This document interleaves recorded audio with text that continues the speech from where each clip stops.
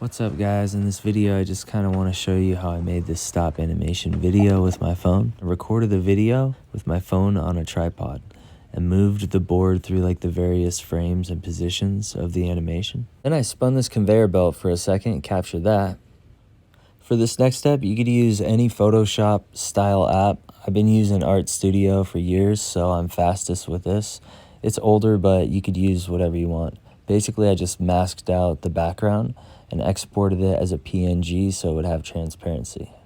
So for this next step, I use this app called InShot. So I imported this clip of me spinning this conveyor belt as my background. And then I went ahead and imported a sticker and I brought in this PNG because it retains the transparency.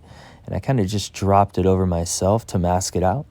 And you can kind of see the results here, and I exported that to a video. Alright, for this next step, I use a Photos app and I just kind of scrub through my video and take screenshots of all the frames that I want for my stop motion. And it's pretty straightforward.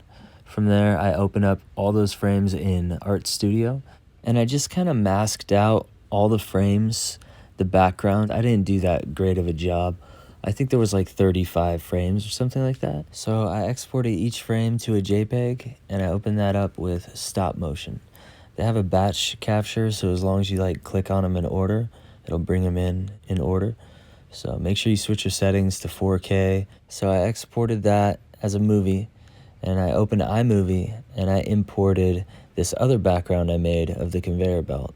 And then I also imported as a green screen this sequence I had exported from stop motion. iMovie just kind of drops it in there. It just knows what to do.